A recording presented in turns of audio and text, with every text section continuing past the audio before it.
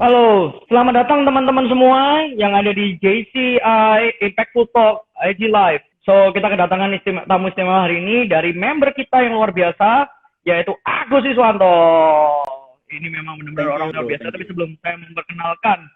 Nah, sebelumnya saya perkenalkan kalau tamu kita yang istimewa ini adalah posisinya sekarang tahun ini adalah Executive Vice President untuk bisnis, pilar bisnis di GCI East Java. Dan without any further ado, saya ingin lebih baik langsung dengar dari teman kita satunya yang luar biasa ini, yang sudah mengisi juga CEO Talk mengenai automation, dan itu benar-benar luar biasa nih orang. Oke, so this is our bro Kobons. Wah, itu nama bekennya Kobons atau kita panggil Bro Agus nih? Bro Agus aja, bro. Siap. Lebih seru kayaknya kalau Bro Agus. Siap. Oke, gimana bro? Bisa sharing? Mungkin share tentang intro siapa sih Bro Agus? Wah, itu ceritanya lumayan panjang nih. Cuma make it short ya. Jadi saya santai. itu saya pertama kali itu aslinya sih dari Sumatera Utara, dari Medan. Setelah kuliah dulu di Melbourne, itu kurang lebih 3 tahun, 4 tahun. Setelah itu saya kerja ikut orang di perusahaan telekomunikasi di Australia. Nah, selama di sana kurang lebih saya tinggal di Melbourne 15 setengah tahun lah, kurang lebih seperti itu. Wow, 15,5 tahun ya? 15,5 tahun di Melbourne. Setelah itu saya kebetulan ada istilahnya opportunity ya untuk masuk ke Surabaya, kembali ke Indonesia. Ya, akhirnya kita decide, with my entire family kita decide untuk balik ke Indonesia dan masuknya ke Surabaya. Kalau boleh tahu sebelumnya family-nya ini dari mana? Kalau boleh tahu? Istri saya kebetulan udah jadi warga negara sana ya, warga negara Australia. Jadi I met her in Melbourne. We had a kids over there. Di sana punya 2 anak. Terus habis itu saya tarik mereka ke Surabaya. I see. Terus berarti meritnya di ini ya, di Melbourne, terus akhirnya sekarang ini yang di Surabaya. Oke. So Bro Agus ini udah taken, jadi benar-benar udah married tapi benar-benar menarik lah. Kelihatannya kayak single, masih muda banget kelihatannya. Umur tambah tampang bisa berbohong, bro. Bisa tapi masih masuk aja. masih masuk range-nya JCI lah, untuk jadi member JCI masih masuk. Oh, siap brother. Kan biasanya orang tuh bangga kalau hidup bisa di luar negeri. Tapi kenapa kok bro justru malah kebalikannya untuk memutuskan balik ke Indonesia, balik ke tanah air? Boleh tahu ceritanya gimana bro? Jadi sebenarnya itu saya tuh udah kepikiran untuk pulang Indonesia itu kira-kira 2008 ya. Waktu itu mulai-mulainya dengan ada krisis moneter di seluruh dunia ya. Dimulai dengan krisis moneter di Amerika, GFC, saya Global Financial Crisis. Nah, terus habis itu dari sejarah sama keluarga segala macam untuk rencananya. Tapi memang saat itu belum ada kesempatannya. Nah, terus kira-kira tahun 2015, 2014 itu Presiden Jokowi terpilih nih sebagai presiden di negara kita yang pertama ya. Nah, kemudian saya melihat kebetulan waktu itu ada partner yang ngajak kerjasama, terus habis itu kita diminta untuk buka ekspedisi di Surabaya. Nah, saya melihat, wah ini Pak Jokowi kebetulan lagi mau masuk ke tol laut, terus maritim Indonesia diperkuat segala macam, dan akhirnya ya oke lah, why not we give it a try. Dan kedua, memang background saya kan di luar negeri itu lebih ke arah proyek manajemen. Jadi ngurusin banyak proyek IT, baik infrastruktur maupun software application deployment gitu ya. Jadi saya lihat, well, I'll give it a shot. I had a discussion with my wife. I give it a shot for let's say another 2 years, see how it goes. Dan gue anggap kayak pulang ke Indonesia ini sebagai salah satu proyek saya gitu. Ya portfolio kurang lebih ya 5 tahun, 10 tahun gitulah bro. Wow. Terus kalau boleh tahu, kan istri orang sana, di mana sebenarnya banyak orang tuh suka hidup di luar negeri soalnya merasa lebih stable, ya kan? Sedangkan harus udah berfamily, dan itu ada suatu keputusan yang besar ya untuk mulai start all over again di tanah air dengan harus adaptasi lagi, harus ngobrol lagi. pada saat itu ada nggak tantangan untuk kesusahan atau mungkin struggle sebelum itu, atau apa yang buat kamu firm banget gitu? Kebetulan saya masuk ke Surabaya ini benar-benar nggak kenal siapa-siapa, bro. Palingan kenal ya adik saya sama kebetulan nama adik ipar orang Surabaya. That's all, pretty much. Memang sih ada beberapa teman Melbourne yang istilahnya masuk ke Surabaya atau istilah for good ke Surabaya, tapi at that time nggak kepikiran sih karena mungkin kontaknya udah lose atau nggak ada nomor teleponnya. Jadi memang ada struggle masuk ke dunia logistik yang di Perak, terus nggak kenal siapa-siapa. And basically I love challenge sih. I'm quite crazy with challenges. Karena kalau misalnya udah masuk yang namanya dunia rutinitas atau monoton, itu lumayan kill my brain sih, istilahnya gitu. Jadi quite crazy sebagai seorang Agus Yuwanto nih. Wow, that's great, that's great. It makes me very curious, bro. Can you share your life value? Life value saya apa ya? Ya kalau saya lihat sih saya selalu ingin membentuk orang lain yang pernah ketemu saya untuk menjadi orang yang lebih baik sih. Jadi orang-orang yang pernah ketemu dengan saya selalu ingin membawa mereka ya to see their value and let's enlarge it, their capacity. Dan itu yang saya juga lakukan beberapa kali di tim saya. Mereka orang-orang yang istilahnya di tim saya itu yang saya ngajak kerjasama, ya I'm a startup company ya, istilahnya masih balita banget nih masuk ke Indonesia. Tapi yang saya bisa tawarkan adalah saya jualkan mimpi saya dulu nih. Kira-kira kalian untuk kita bertumbuh bersama-sama. Karena mimpinya banyak nih, karena ya kebetulan saya kan orang project. Jadi paling nggak kalau bicara soal visi atau view untuk for the next 5-10 years, ya ada sih. Cuman ya harus bangun sama-sama, istilahnya untuk capai 5 tahun harus start with first couple step ini yang harus kita ya ikut sama-sama lah, kurang lebih itu, bro. Terus ini sebelum kita mau jump nih ke kenapa section di mana Kak kenal dari JCI itu di mana ini? Ini sekaligus pertanyaan, pas nggak ada yang bertanya juga Nadia sebelum kita mau jump ke section. Tahu JCI itu dari mana? Nah, terus apa yang membuat what the why untuk joining gitu? Jadi pertama gini, saya kebetulan setelah saya 2 tahun di Surabaya, saya tadinya tinggalnya di daerah Surabaya Timur, terus habis itu pindah ke Surabaya Barat. I met a friend in church. Di sana dia kebetulan salah satu old membernya JCI, tapi sekarang kayaknya masih belum join JCI. Dia bilang, Gus, kayaknya ini ada komunitas yang mungkin bisa cocok nih dengan kamu nih. Apa itu? Ya JCI ini, ya nggak tahu deh, coba aja kamu, mereka sering kumpul-kumpul kok, ya, gitu. Nah mungkin cocok dari sisi maksudnya kerjaan, karena ya terus terang saya kan orang baru nih masuk ke Surabaya yang notabene marketnya itu is a new things for me. How orang Surabaya behave, cara apa berkomunikasi, berinteraksi, punya hubungan itu bagaimana, itu is a new thing. Jadi saya coba masuk ke JCI itu di River. Pertama kali waktu itu tahun 2018 ya, dengan si Bro JT itu yang saat itu dia SG-nya 2018 dan tahun ini dia local presidennya. Jadi saya join, langsung dikenalin ke JCI, terus habis itu ada orientasi, bukan orientasi sih, malam kumpul-kumpul member pertama waktu itu di Redback kalau nggak salah, di Redback ya. Februari 2018 itu di Redback. Nah disitulah saya mulai ketemu dengan Ricky Bastian, ketemu kayak ada kamu deh, bro. Siap. Terus ada Jonathan apa segala macam. Nah di situ ya istilahnya SKSD sih. Kuat ini. Soalnya bagi saya personality saya itu lumayan introvert. Jadi kalau ketemu orang-orang baru itu, to be honest sih, saya agak istilahnya reluctant gitu karena mereka consume energy sebenarnya. Cuman tahun 2018 itu sengaja saya mencoba set. Jadi every single year itu saya selalu set visi. Mau kemana nih tahun ini? Nah, 2018 itu saya sengaja set, saya harus masuk ke dunia yang mengganggu banget comfort zone saya. Jadi misalnya ketemu orang baru, jadi masuk ke networknya JCI, terus habis itu ke seminar-seminar, ketemu orang-orang baru, bangun network baru. Itu tahun 2018 tuh. Tahun belajar saya lewat komunitas dan lewat seminar-seminar. Wow, luar biasa. Padahal itu benar-benar out of your comfort zone ya. Soalnya kayak in the new city, and you are a very introvert guy, termasuk introvert guy, dan you willing to leap of faith untuk stand out untuk from your comfort zone, untuk kamu untuk bisa mempunyai teman yang baru di kota yang baru ini.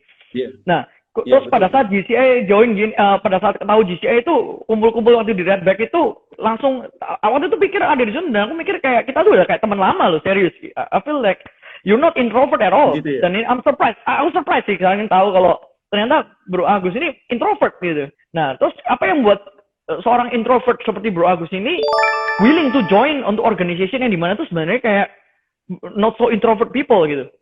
Eh, ya mungkin saat itu, yaitu kebetulan saya waktu itu join itu memang mau cari potensi klien.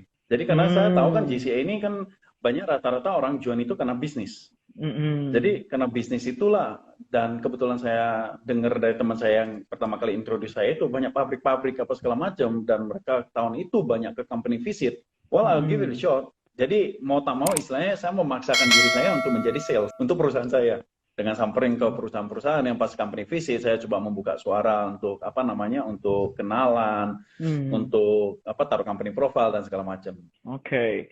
Nah, kalau boleh tahu, kan di JCI nih, baru kalau kan langsung 2018 itu.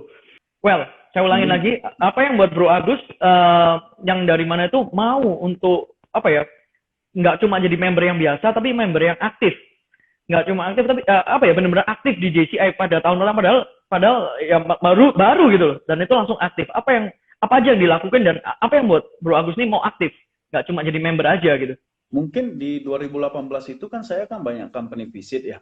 Jadi memang sering ketemuannya itu sama teman-teman yang lain tuh di company visit. Itu satu. Mungkin seperti yang saya bilang tadi, salah satu value saya itu adalah lebih ke arah contributing sih. Bagi saya tuh gini, kalau kita contribute something, regardless dapat return atau enggak lah ya, orang paling nggak bisa tahu siapa sih sebenarnya Agus ini.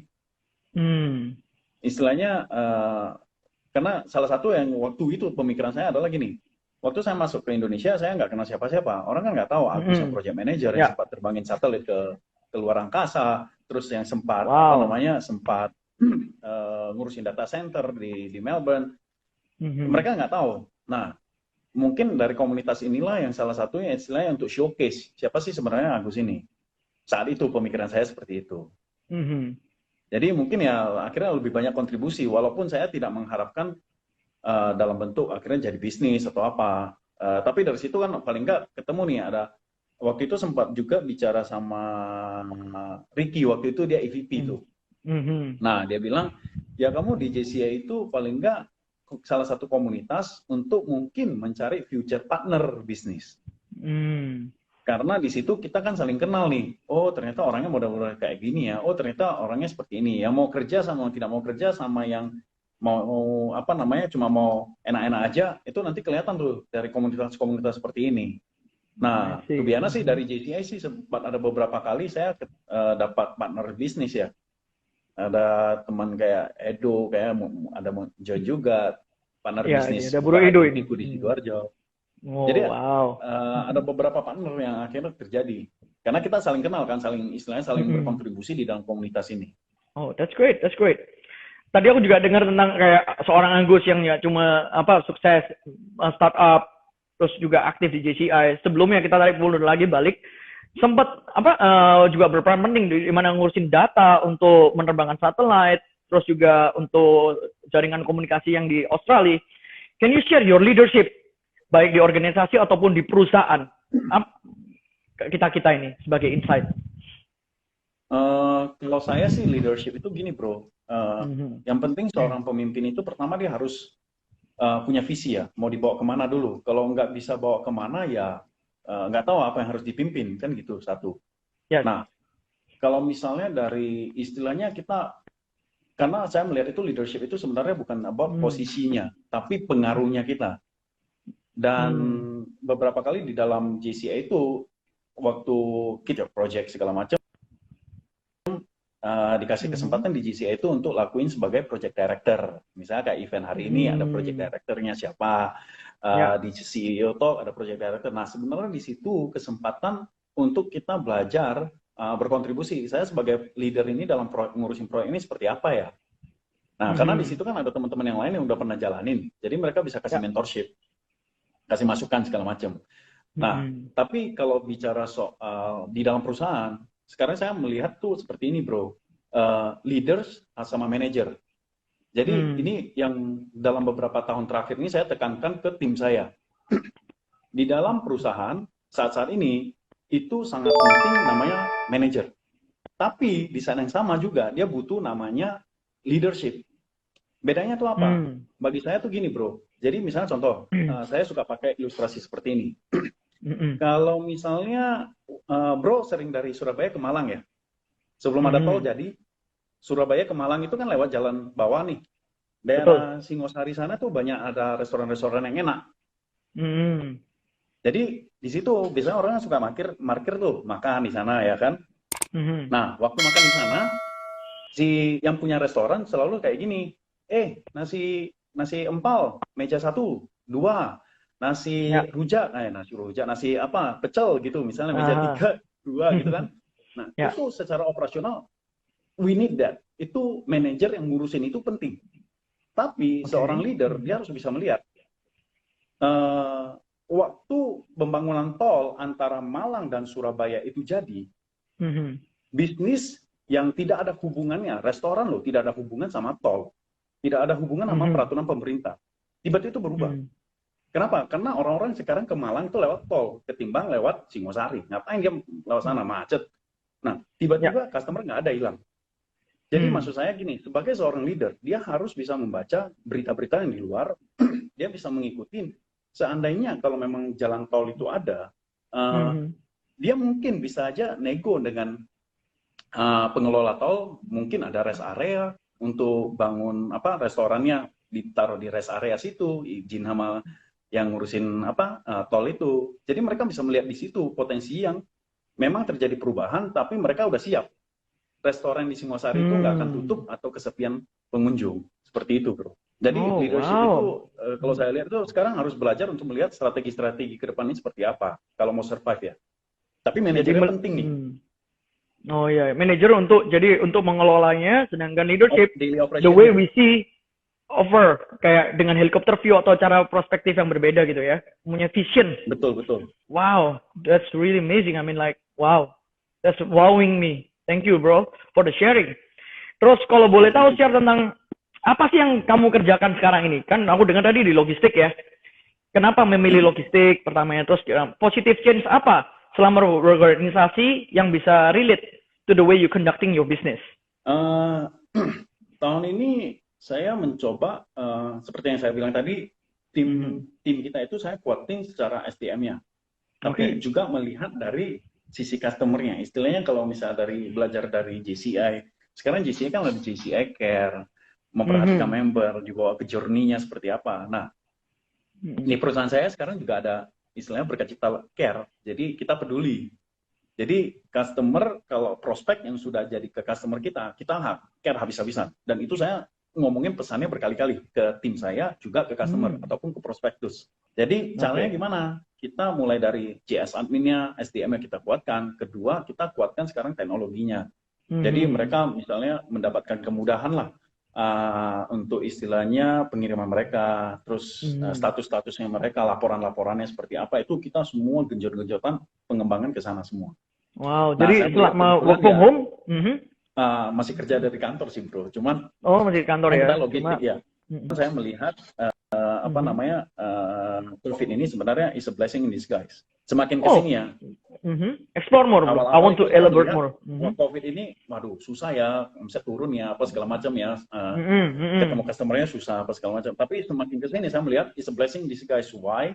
Karena saya melihat COVID ini kan semua orang pada menurun nih, sama-sama menurun. Nah, tapi waktu saat-saat kita semua lagi menunduk, apa yang kita lakukan di masa-masa sepi ini? Karena nanti waktu begitu COVID ini selesai, Mhm. kita mulai take off lagi. Nah, kondisi kita sebelum kita kena COVID, apakah sama waktu kita setelah di dalam COVID ini sama nggak? Karena itu nanti akan Ah. membedakan kita lebih cepat take off-nya atau enggak.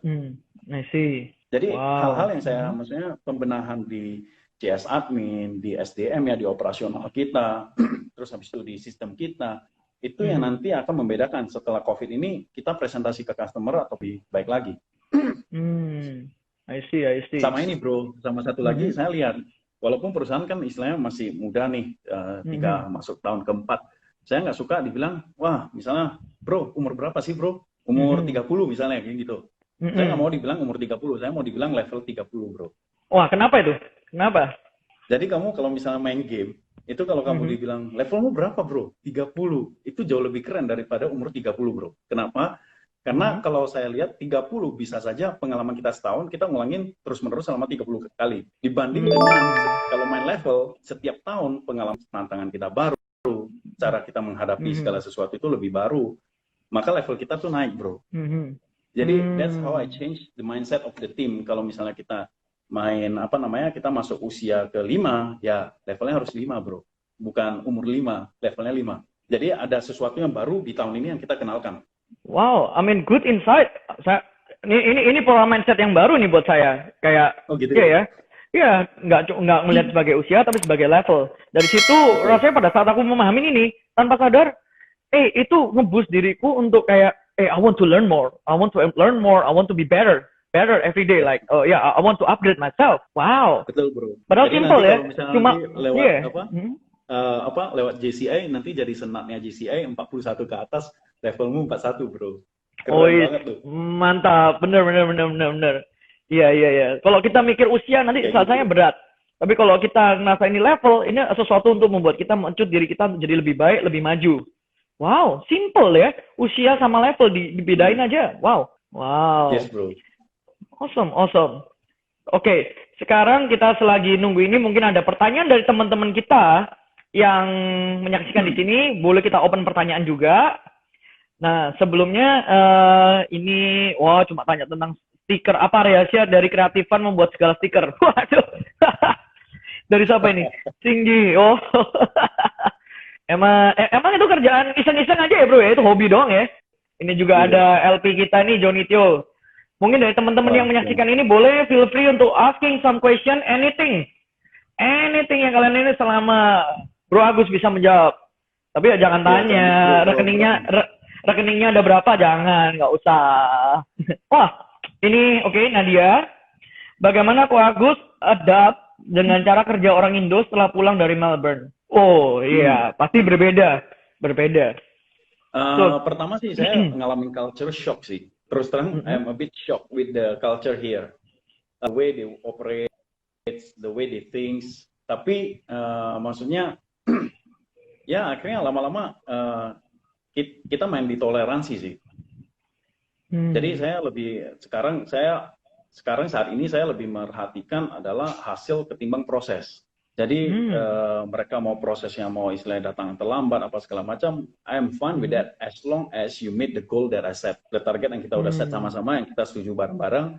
Ayo maunya seperti apa. Tapi ketika diajak ngobrol gitu bisa ya? Gimana caranya bro bisa mengajak mereka untuk ngobrol dan bisa sesuai dengan yang dimauin? Saya soalnya gini bro, kebetulan saya kan dulu sempat business analyst juga ya. Jadi kalau sometimes itu gue lebih suka kalau explain things itu di whiteboard. Jadi kalau drawing itu, kalau ke kantor saya tuh banyak papan tulis bro, di hampir setiap ruangan ada papan tulisnya. Jadi saya menjelaskan itu di situ. Nah, when I visualize apa yang saya mau dan mereka ngerti, itu lebih enak. Jadi saya selalu gambarin di papan tulisnya itu maunya ngapain sih, kita mau kemana sih. Itu cara kerja saya dari dulu sih. I see. Jadi ya lumayan membantu sih dengan ada visual manajemennya. Mantap. Ini ada pertanyaan berikutnya dari Nicholas, Bro Nicholas Sunur. Tanyakan apa hal yang paling penting di bidang jasa? Value apa aja yang selalu ditanamkan ke tim?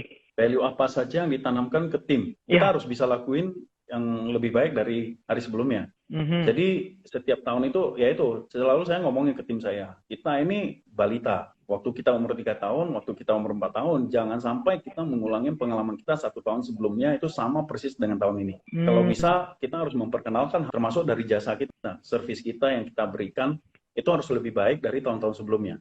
I see. Jadi mulai perkenalkan fitur-fitur baru, cara kerja baru, walaupun timnya sama nih, tapi mereka harus belajar.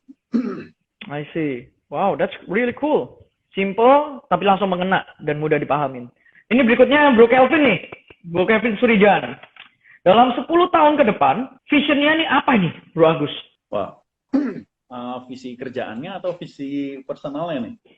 Kayaknya sih mungkin personal dulu, personal aja. Personal dan kerjaan boleh. Share aja, personal dan kerjaan. 10 tahun lagi, at that time mungkin aku udah reach before 50 ya. Jadi, by then personal sih ya, udah kepengen bawain keluarga, orang tua, termasuk orang tua istri saya itu ya pergi jalan-jalan lah kalau bisa, from time to times. Itu satu. Lebih banyak spend lebih banyak waktu untuk untuk keluarga itu bisa kalau kita pergi jalan-jalan tuh ya enjoy gitu. Tapi waktu kerja ya serius kerja. Tapi bukannya kapan hari udah liburan, lu liburan sering liburan bro? Ke Melbourne, ke Thailand, kemana-mana itu? Bukannya udah bro? Masih kurang puas bro. Jadi gini loh, siap. Tadi saya misalnya contoh kan gini, tadi saya kan bilang mengenai leadership ya bro ya. Gimana kita bisa melihat masa depan itu, kita bisa tarik ke sini, ke saat ini. Nah, itu salah satunya adalah dengan cara jalan-jalan. Selain kita ikut seminar, selain kita ikut expo, kita melihat, jadi istilahnya di luar itu yang belum ada, yang sudah ada tapi di Indonesia belum ada. Kita tinggal tarik aja. I see. Dan kita implementasikan ke Indonesia. Jadi kan terkadang sebagai leader itu kan terkadang kita susah nih untuk melihat apa sih yang di luar itu, apa sih yang kira-kira 5 tahun itu apa yang akan terjadi ya, 10 tahun itu apa yang akan terjadi ya. Kita coba tarik secepatnya yang bawa ke sini. Nah, dengan jalan-jalan, dengan dengan banyak expo ke luar negeri, ada orang ya itu, ya mudah-mudahan bisa dapat insight tuh. Salah satunya dengan komunitas ini juga nih, dengan JCI. Karena kan kalau misalnya kita nggak bisa jalan-jalan ke luar negeri, teman-teman ada yang jalan-jalan ke luar negeri kan bisa saling sharing ya. Oh ya, bahkan di JCI sendiri pun ada acara ya, kita kan ada acara juga itu. International event, Asia Pacific Conference ataupun World Congress Conference. Betul. Tahun ini sebenarnya saya udah set my calendar nih untuk berangkat ke ASPAC tahun ini, cuman karena COVID ya sebentar di-postpone dulu lah. Demi keamanan, bro. Itu. Iya. Siap. Gitu. Kita lanjutin, ada tanyaan dari Rakmanda Yusuf. Ketika Bro Agus pertama kali memimpin di perusahaan yang baru, kira-kira strategi apa yang perlu disiapkan? Strategi apa yang perlu disiapkan? Jadi gini, kalau saya biasanya masuk ke perusahaan-perusahaan yang baru ya, saya selalu nanyain apa sih yang sebenarnya goal yang mau kita capai dulu nih. Waktu itu waktu masuk ke Surabaya itu saya nanya, diskusi sama partner kita itu, apa yang kita mau capai di sini. Tujuannya mau ke sini mau ngapain. Nah begitu saya udah dapat, baru di set strateginya seperti apa. Jadi istilahnya kalau misalnya kamu minta saya delivery pizza, kamu kepengen makan pizza, saya akan delivery pizzanya. Kamu boleh bilang pizza saya pokoknya mau yang panasnya seberapa banyak, terus mau dikirim dalam waktu, saya udah pesen harus terkirim dalam waktu berapa jam, terus dengan biaya berapa. Nah sisanya terserah saya ngaturin. Pokoknya barangnya sampai aja. I see. Ya kebetulan saya berani ngomong maksudnya dengan experience saya akhirnya kebentuk tuh bro, track record bro. Track recordnya akhirnya kebentuk. I see. Oke, kita lanjut. Pertanyaan berikutnya dari Bro Rico. High competence people first atau advanced system setup? Jadi high competence people atau advanced system dulu yang perlu dipersiapkan? Ini jadi gini, kalau mau set up something itu biasanya saya lihat dulu ada constraint-nya apa bro. Constraint itu apa ya? Constraint itu mungkin apa ya, halangan ya atau masalah? Iya, mungkin kayak halangan ya. Kamu constraint-nya di budgetmu nggak? Kamu constraint-nya di budgetmu nggak? Terus constraint-mu di waktu nggak? Nah itu kalau sudah saya dapat, baru saya set. Kalau ditanya lebih penting orangnya dulu atau sistemnya dulu? Itu kalau saya selalu bukan cari orangnya dulu bro. Saya selalu set sistemnya, saya set posisi-posisinya apa dulu. Jadi job desk-nya itu harus jelas dulu. Ini untuk ini harus kayak gini, ini untuk ini kayak gini. Nah, tinggal nanti posisi orangnya ya bisa aja terkadang kita kalau misalnya budgetnya kurang, ya udah. Misalnya contoh saya butuh orang marketing. Tapi saya belum ada budget untuk hire orang marketing, ya udah saya masuk ke situ. Tapi paling nggak fungsinya itu saya udah jelas maunya ngapain dia. Misalnya untuk orang operasional, operasional bagian apa nih? Nah itu saya udah tahu jelas fungsinya dia harus ngapain. Nah kalau misalnya budget saya kurang, ya saya masuk dulu sebagai operasionalnya. Nanti sambil belajar, waktu kita akhirnya semakin kita mau delegasikan, ya tinggal hire bro. I see, I see. Well, it's covered. Berikutnya ini ada pertanyaan dari Fiftian. Sebentar nih. Enakan tinggal di Melbourne sama di Indo? Oh, maksudnya lebih enak tinggal di mana? Melbourne atau di Indonesia? Semua ada plus minusnya ya. Kalau challenge-nya itu mungkin jauh lebih banyak challenge-nya di Indonesia. Oke, and bro suka challenge? Iya, karena lumayan orang gila, carinya masalah, karena ya otak saya itu bro. Itu dari sisi itu. Tapi kalau untuk istirahat atau untuk jalan-jalan mungkin luar negeri ya. Oke. Understandable.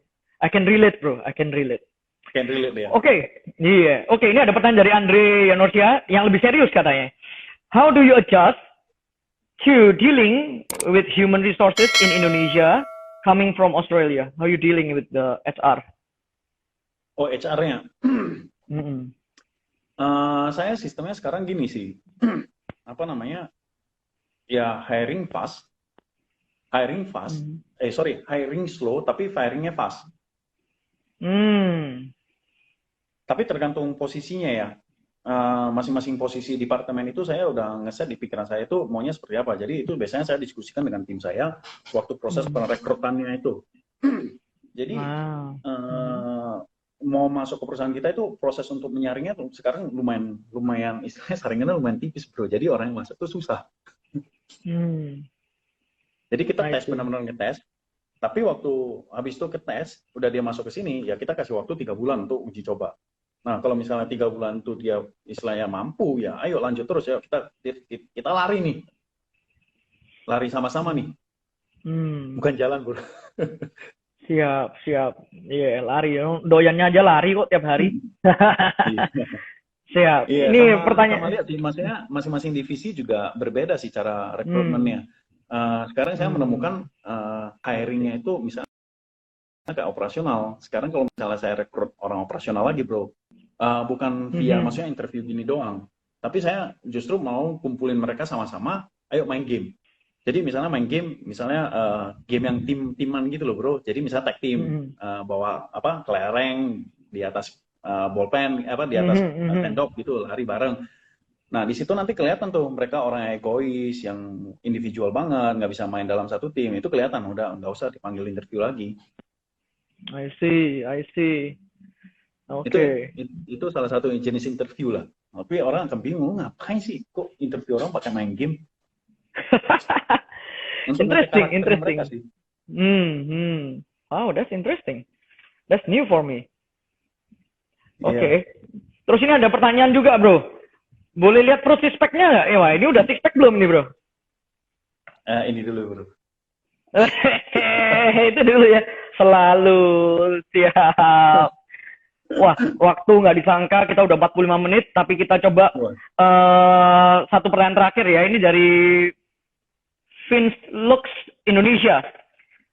Prinsip yang dijunjung tinggi untuk membangun tim solid gimana? Apa ada tips untuk filter kandidat di awal dan di masa percobaan? Mungkin tadi udah dijelasin dikit, mungkin tambahin dikit aja sih, bro. Saringnya saya itu proses untuk nyaringnya itu diperketat sih. Diperketat, terus habis itu kita harus clear in our head what kind of person we are looking for. Jadi memang terkadang waktu udah dapet itu antara ya ini nggak 100% apa yang gue mau, tapi mungkin masih bisa saya ajak lari bareng-bareng, ya nggak apa-apa, jalan aja. I see. Thank you so much. Well, perbincangan kita memang 45 menit, nggak nyangka, cepet banget. Dan this is very impactful talk. Saya benar-benar luar biasa banget, selalu dapat wow and aha moment bersama dengan Bro Agus ini. Kita ngobrol pun dari tadi saya nyatet benar-benar amazing. I like your value, you live your value, not only walk the talk, but you also run it and make it work it out. I mean, like that's amazing, that's awesome. Apalagi juga ada digital transformation.